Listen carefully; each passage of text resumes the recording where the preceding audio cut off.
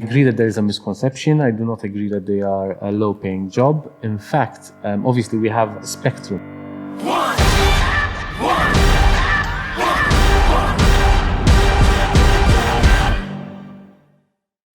Hi, welcome to the Careers Podcast. Today with us we have Daniel Tobone from Wasteserv. Can you give us a bit of an introduction about yourself? Hi. Firstly, thank you for the invitation. Yes, I am the Deputy COO, Chief Operations Officer of Wasteserv. I have joined Wasteserv in the last 3 weeks, and I've been involved in the waste management sector for the last 14 years. Okay, so you're quite new to Wasteserv. I'm quite new to Wasteserv. I'm a bit of an oldie in the waste management sector. Okay. And can you tell us a bit about what Wasteserv does? Yes, so Wasteserv basically is one of the largest operators of waste management facilities in the Maltese Islands. We are responsible for the management of landfills in Malta. We're also responsible for large facilities such as the organic treatment plant in Malta North, where we receive organic waste for it to be treated, and we get energy and also compost from the material. We are also responsible for the material recovery facility, where we receive the recyclable waste being collected from our doorsteps in the grey or green bag or in the bring-in sites, and we process that material for it to be sent for export and then recycled into new products. We are also responsible for civic amenity sites, which are located strategically around the Maltese Islands, where householders can take their bulky waste, their unwanted appliances, their textiles, and they can dispose of them in a responsible manner. And obviously from then on, we will then manage them in the best way possible, either through recycling or through another process. Okay. And as a company, you are quite large. You employ quite a number of people. Yes, we employ around 800 employees. Okay, and from quite a vast number of fields as well. Yes, we have various grades, a various spectrum. We have people who are sorting waste, but we also go up to other levels like middle management, also top management, obviously, CEO level, CFO level, but also we have engineers with us, we have environmental scientists, architects, accountants, clerks, you name it, they work with us. Okay, and what did you study? I first studied geography at the University of Malta quite a number of years ago. And I was lucky enough to find the opportunity to carry out a thesis in waste management in the Maltese Islands. Okay. Then obviously I started working in the waste management sector with a private company. And over a number of years, I also did a master's in waste management with the University of Northampton in the UK. Okay. And did you always have a drive to go for a green career? Yes, I was firstly motivated by my mother at the beginning. When I was young, she used to tell me, study because you'll end up as a waste collector. In reality, that's what a very common that's what happened. I mean, I studied, but I still ended up working in the waste management sector. But joking apart, I mean, when I was young, also I used to take a lot of maps around with me, so geography was like the way to go. And then, obviously, you get more acquainted to the subject, you start looking at what's going wrong, and then you obviously come to university and you say, I want to change the world. And in reality, when you start the first job, that is where you want, what you want to do. And the environment is obviously an important sector. It needs a lot of work. We need to increase awareness. And yes, so my personal motivation helped me move towards the sector, the environmental sector. In terms of job security, perhaps, would you say that it's a growing sector? It is a growing sector. We are obviously, we need to meet certain international obligations, but also European obligations, and also these obligations are transferred into Maltese law. So whether we like it or not, we have certain requirements which we need to meet. And to meet those requirements, we needed to change. We needed to be innovative. We needed to think outside the box. And by thinking outside the box, we managed to solve some issues which were obviously problematic. Like we had uncontrolled landfills. In the sense, we have now engineered landfills. Although landfilling is the least desirable option, we still unfortunately depend on landfilling. However, we are now capturing, like for example, methane gas through our gas pipeline system. We are capturing that and generating energy. Okay, so there is almost a preventative. Yes, we are preventing negative impacts on the environment by controlling our landfills. Obviously, by making facilities available for people to separate their waste, we are obviously helping to divert waste from landfill and going for recycling. And instead of using virgin materials such as oil to create plastic bottles, we are sending such plastic bottles to be recycled and creating new packaging, new plastic bottles, new boxes. Okay. Wasteserv also, I imagine, has a role in educating the public and yes, we do have younger a PR wing and an educational wing where we also carry out such events such as going around, obviously before COVID, to main events. We also visited schools. We also have our website, our social media. And we have also, with the EcoHive project, which is the latest project, also have carried out EcoHive Kids. So we are also trying to target kids as well. Okay. And as a company, I imagine you're growing quite a lot now. You're working on 4 new facilities. Yes, it's the EcoHive, where basically we are designing, currently in the stage of designing and building as well, 4 main facilities. So we have the organic treatment plant, a new organic treatment plant, which will treat all organic waste being generated in the Maltese Islands. We have the material recovery facility, which will be state-of-the-art, and it will manage to sort out our recyclables and prepare them for export. We have also the waste-to-energy facility, which that waste which you can't do anything with, which unfortunately is currently going to landfill. Instead of landfilling that waste, we will treat it in this waste-to-energy facility where we will burn this waste and generate electricity and obviously treat it in the best possible way, not to harm the environment. And we also have a thermal treatment facility specifically for clinical waste. I mean, we're talking a lot about clinical waste at the moment, so be it because of COVID, but also in operations. That waste cannot go to landfill, it can go to other facilities, so it will be treated in a specific way where it cannot carry out any negative impacts on the environment. Okay. How has the pandemic affected Wasteserv recently? Obviously, the pandemic showed that our job is very important. We are a frontliner at the end of the day because people stayed more at home. They started cooking more, so they were generating more waste. They wanted to get rid of the waste in a regular manner, so we could not stop. In fact, our facilities did not stop accepting waste. We obviously had to carry out some mitigation measures, like some people who could work from home worked from home, but we have the landfill. You can't, if you are a landfill operator or a landfill manager, you can't stay at home. So you need to go on site. So we took some mitigation measures in that way. But also, for example, our sorters who are currently manually sorting our recyclable waste, basically continued working. We have also ended up vaccinating all of our staff in order to make sure that our operations do not grind to a halt. Obviously, because it will be quite... It will be quite a challenge. A challenge. A challenge for the country. Yes, if our gates are closed, it will be quite a challenge because waste can't be disposed of anywhere else. Okay.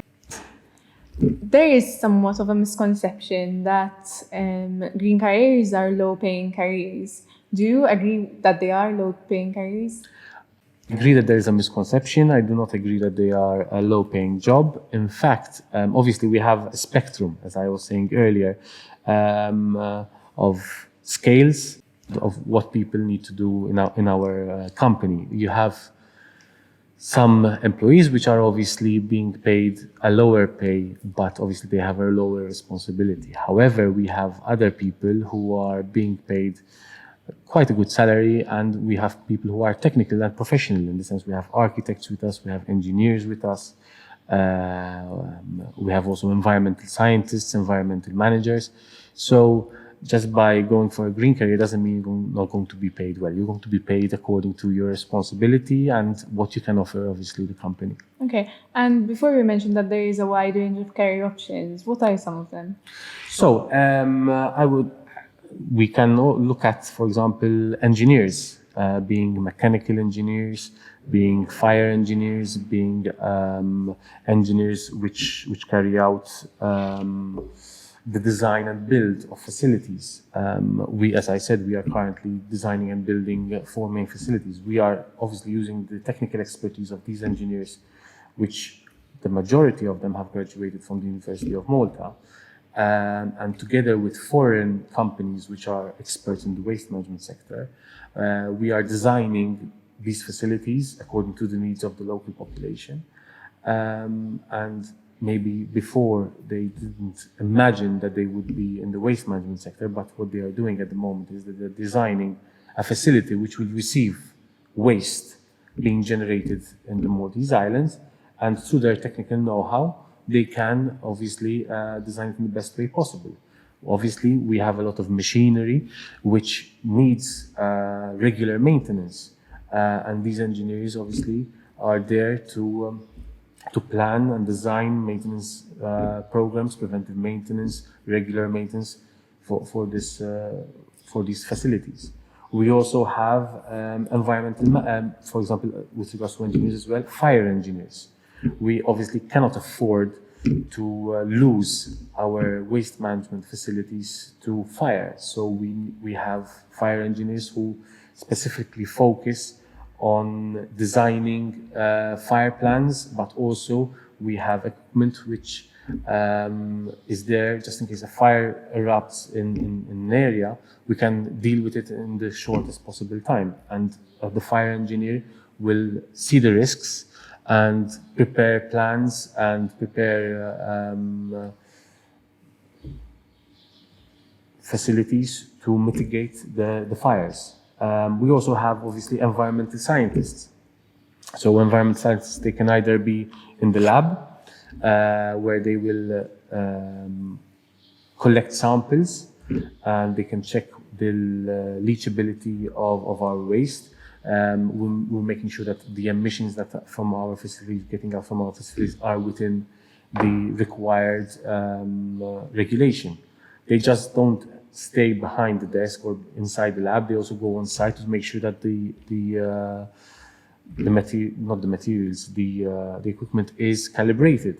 So when we are reporting as needs be according to the EU directives or the local legislation. We also have environmental managers who are seeing that we are in line with our permits. So they carry out regular environmental audits, internal environmental audits, to make sure that the operations people are keeping in line with the permits regulations. We also have architects, where some might be surprised, but as I said, we are designing and building 4 main facilities which their value is around €500 million, and we are using architects obviously to make sure that the landscaping and the structure is actually sound, and it's a green building in order not to have a negative impact on the surrounding environment. We are also rehabilitating our closed landfills, so Maltas and also Zuera, where we are basically, and with Fulia in Zurich, where we are basically preparing these facilities to be given back to the public in either basically an open space where families can go there and enjoy open spaces. There's also the family park in Marsa Scala next to the Sant'Antoni waste treatment plant. That was a closed landfill. Our architects designed that family park, and it's open to the public. And with Fulia is our next project in Zurich.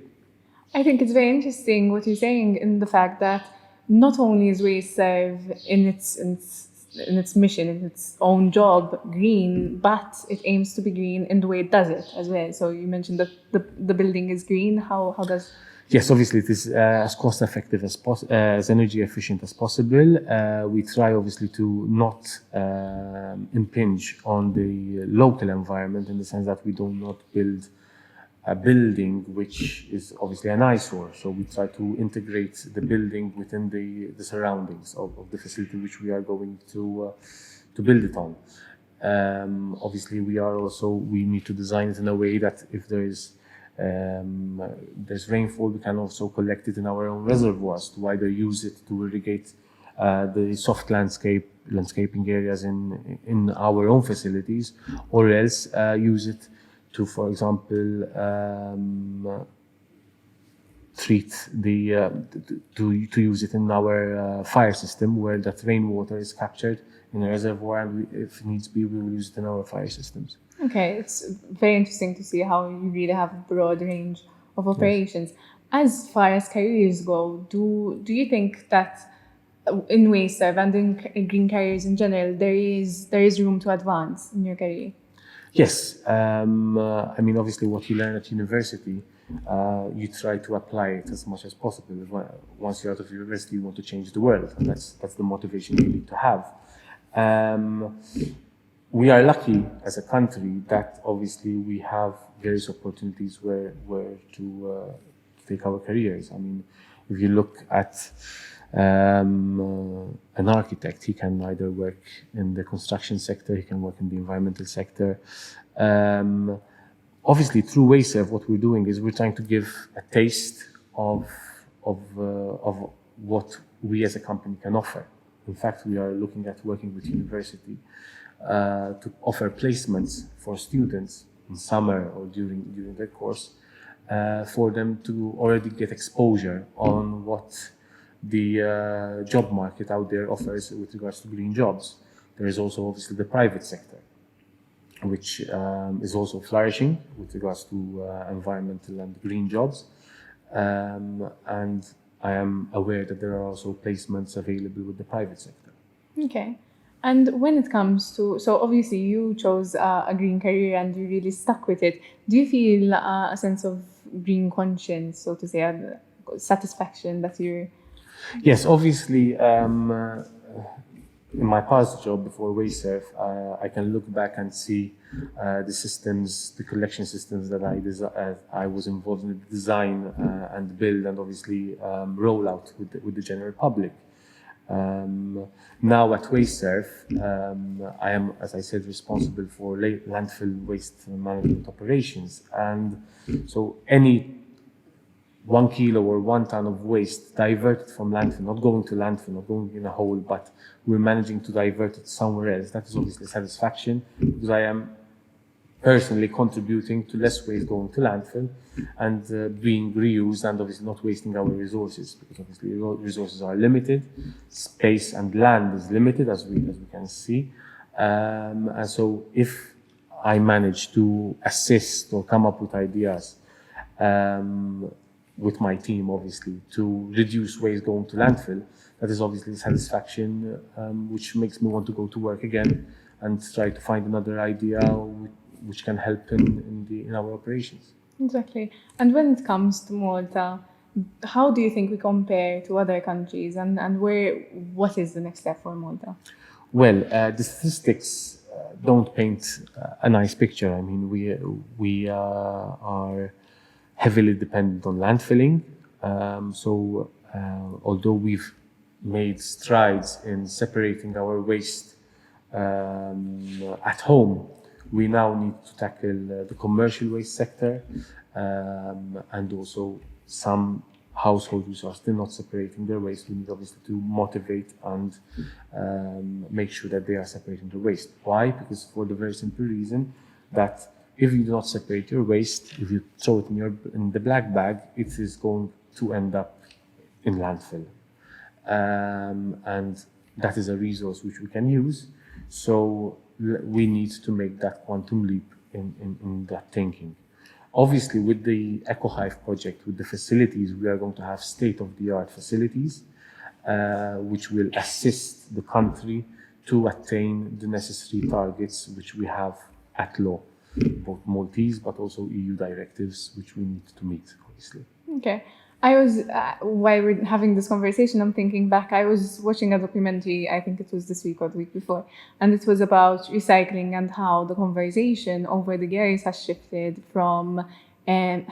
to how how the public can be doing a difference, when in reality there is a major role that companies and employers can have when obviously the public and at home, making sure that you are recycling and being eco-friendly is very, very important. However, there is a major role of employers who generate quite a lot of waste. How do you think employers in Malta and large companies in Malta are when it comes to being eco-friendly? So, every drop counts in the sense, some people say, oh, but the waste I generate at home will not make a difference. In actual fact, it will make a difference. And the same needs to be how the business community thinks. In reality, we've seen a shift. I mean, I've personally seen a shift way back in 2008 when I first started in this sector. Waste companies did not give priority to waste. It was just, okay, we need to get rid of this waste, let's get rid of it. However, obviously, because also companies look at their bottom line, waste is a cost. And sometimes it's a hidden cost that people don't look at, businesses don't look at it, or say, okay, it's a cost I've always been paying, and that's what I need to continue paying. But in reality, when you see the environmental cost, the CSR cost as well, obviously, if you're a company which, for example, is putting a product which is not recyclable, or you are generating excessive packaging, you will also have a backlash from your consumer, because consumers are becoming more environmentally conscious. You also have the situation where to send waste to landfill, which in actual fact is recyclable waste, which could have gone to the material recovery facility, you are paying a higher cost at the gate. So if you manage to divert that waste away from landfill, you are going to pay less. So you are going to save money, apart obviously from contributing to the environment. There is also something called eco-design, where our products are designed in a way that they are more, one, they can either be actually easier to recycle, or else they last longer. So we have, unfortunately, and also it's the consumer relationship that, for example, my mobile phone after a couple of years, it can still be used, but I decide to change it. That's obviously wasting a lot of resources when in actual fact you could continue using it. Okay, that's very interesting. So I think long term, obviously, this will hopefully we'll continue to see a shift towards more eco-friendly measures.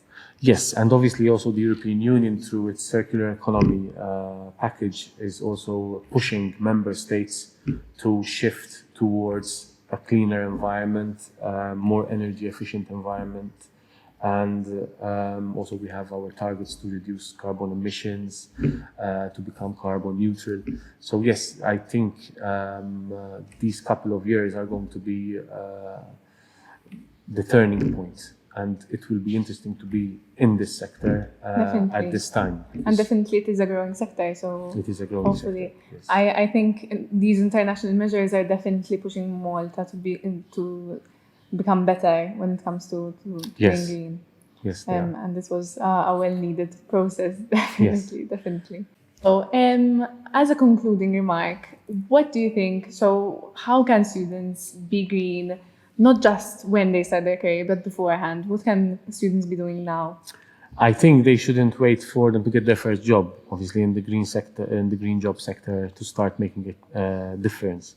There are various opportunities. As we said, charity begins at home, so make sure that you separate your waste in the best possible way at home. Also, when you're out and about, make environmentally conscious decisions when purchasing products. Also, when you're at university, make sure that you use the necessary infrastructure to separate your waste. Also, help out in cleanups with various NGOs, which are helping also to make the Maltese environment as clean and as nice as possible. Thank you very much. Thank you for being here today. Thank you.